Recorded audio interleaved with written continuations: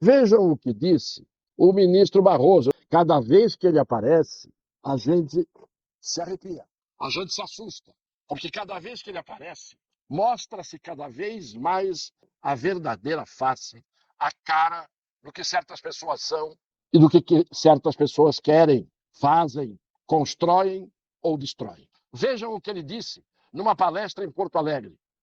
O Poder Judiciário no Brasil, após a Constituição de 1988, viveu e vive ainda um vertiginoso processo de ascensão institucional. O Judiciário deixou de ser, já de algum tempo, um departamento técnico especializado e passou a ser um poder político na vida brasileira. Eu acho que essa é a primeira observação importante. Houve uma mudança na natureza do papel, na visibilidade e nas expectativas que existem em relação ao poder judiciário. Vejam cada palavra. Após a Constituição de 1988. E aí eu não sei se eles estão dizendo que a Constituição fez isso, isto é, após a vigência dela, isso passou a ocorrer porque ela determinou isso, ou se após a Constituição de 88, que está superada, que foi jogada fora, que foi desrespeitada, que é desrespeitada, inventaram uma nova Constituição sem Assembleia Constituinte, que está na cabeça de juízes, funcionários públicos do STF. Após a Constituição de 88, vive-se, passou-se a viver e vive-se uma, palavras dele, vertiginosa, um vertiginoso. Vertiginoso é um processo tão rápido que dá vertigem. Um vertiginoso processo de ascensão institucional. Da onde veio esse vertiginoso processo de ascensão institucional no Poder Judiciário? Quem determinou o início, a continuação, a vigência dessa ascensão vertiginosa do processo institucional, fazendo, diz ele, com que o Poder Judiciário seja um poder político? Se não está na Constituição, e se ele disse que passou-se vertiginosamente a viver um processo de ascensão, que deu ao Poder Judiciário um poder político, a pergunta que eu faço é: quem deu? Quem conferiu ao Judiciário o poder político? Ele próprio? Mas os poderes são independentes e harmônicos entre si, segundo a Constituição que eu já joguei no lixo aqui. Quem? A pergunta é: quem deu ao Poder Judiciário o poder político? Quando a Constituição diz que os juízes não podem, estão impedidos de exercer atividade político-partidária. E o político-partidária, atividade político-partidária, não é obrigatoriamente estar nos partidos, porque você pode exercer uma atividade política sem estar filiado a partido. Você pode ser militante de uma corrente ideológica política sem estar filiado a um partido. Então, descumprindo a Constituição, que não diz de maneira nenhuma que o Poder Judiciário é um poder político, da onde veio essa ascensão? Quando nós apontamos aqui cada vez que o Judiciário descumpria a Constituição e as leis, cada vez que passava por cima da Constituição e das leis, com a cumplicidade absurda daqueles que deveriam deter o poder político, o Poder Executivo, o Presidente da República e o Poder Legislativo, Câmara e Senado. Então, se o Poder Judiciário, por conta dele, rasgando a Constituição, atribuiu-se a si um poder político que não tem e não pode ter, esse poder foi usurpado dos outros poderes. Só aumenta o poder político de quem não deveria tê-lo, nem grande nem pequeno, que é o Judiciário, só aumenta se os que têm o poder político, o Legislativo, Câmara e Senado, e o Poder Executivo, o Presidente da República, abriram mão desse poder por covardia, por interesse, por incompetência, por ganância, por falta de caráter. Um poder só cresce se o outro encolhe. Um poder só se expande se os outros diminuem.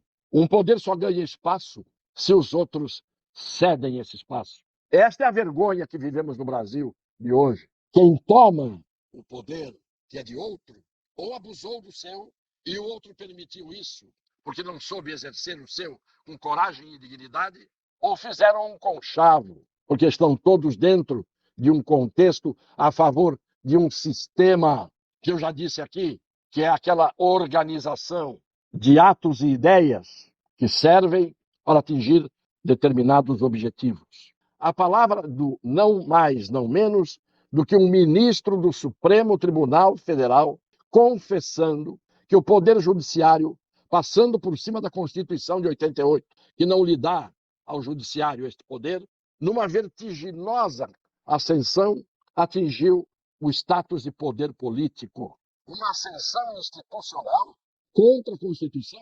Então, isso não é uma ascensão, isso é uma escalada. No crime de furto qualificado, uma das formas de furto qualificado é mediante escalada. O que é escalada? Quando alguém põe uma escada, sobe, entra por uma janela na casa, esse furto não é um furto simples, é um furto qualificado, previsto na lei penal. Então, uma ascensão inconstitucional, em que um poder que não pode ser político passa a ser poder político, isso significa uma escalada, não uma ascensão. E uma escalada indevida, inconstitucional, portanto, isso é golpe. Eu estou sendo claro, senhoras plataformas, eu estou sendo claro naquilo que estou dizendo, senhores ministros, e eu pergunto a todos os juízes do Brasil que compõem o Poder Judiciário, porque o Poder Judiciário não é o Supremo Tribunal Federal, 11 homens nomeados por um presidente da República. O Poder Judiciário são todos os juízes do Brasil, juízes federais, juízes estaduais, juízes do trabalho, juízes eleitorais, todos os juízes compõem o Poder Judiciário.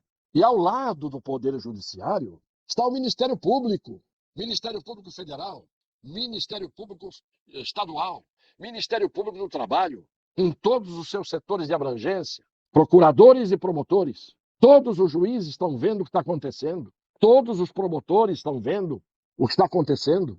Ao lado dos promotores, imprescindíveis para a aplicação da justiça, aqui na Constituição, os advogados, representados pela Ordem dos Advogados do Brasil, OAB, seu Conselho Federal, que tem a prerrogativa, inclusive, de entrar com ação de inconstitucionalidade, ação direta de inconstitucionalidade e ação declaratória de constitucionalidade, pela Constituição. Onde estão os advogados? Milhares e milhares e milhares. Onde estão os milhares de juízes? Onde estão os milhares de membros do Ministério Público? Diante de todas essas aberrações que nós estamos ouvindo, ninguém age, ninguém se manifesta, todos se curvam. Claro que eu sei que há muitos juízes, muitos promotores, muitos advogados que estão infartando, que estão sendo vítimas de AVC, que estão adoecendo pelo aborrecimento, pela contrariedade de verem as coisas que estão acontecendo, que são um estupro à sua formação, à sua consciência e à sua maneira de ver o mundo. Mas há muita gente que está pouco se lixando para o que está acontecendo. Eu quero ver até quando isto vai, e se eu não vir até quando e até onde isto vai, alguém da minha geração haverá de ver, porque a história é implacável em criar monstros e depois em exterminá-los. Não há imortalidade dos monstros e das suas monstruosidades. É preciso saber que isto pode não terminar, e já deveria ter terminado, e não deveria ter começado, mas isto vai acabar. Graças, inclusive, a essas falas, como a do Barroso, mais uma vez hoje, que só não coroou sua palestra dizendo-nos mais uma vez: perdeu, mané, mas está embutido naquilo que ele falou. Poder político, envergonhem-se, membros do Congresso Nacional, envergonhem-se. Se é que ainda há como fazer isso para muito, embora alguns estejam realmente doentes, adoecidos de vergonha de verem o que está acontecendo no Brasil. É suficiente o que eu disse. Vimos a fala de um ministro dizer que o Poder Judiciário hoje, num vertiginoso processo de ascensão contra a Constituição, é um poder político. Por isso que ele atravessou a rua, foi lá para dentro do Congresso e mudou a votação.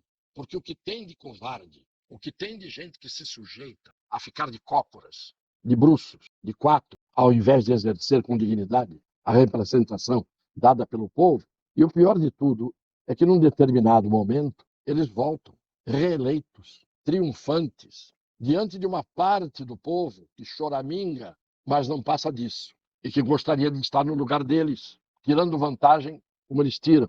propiciando votações de reformas pagas em bilhões de reais. É o varejo das votações congressuais. É isto. Um beijo no coração das pessoas de boa fé.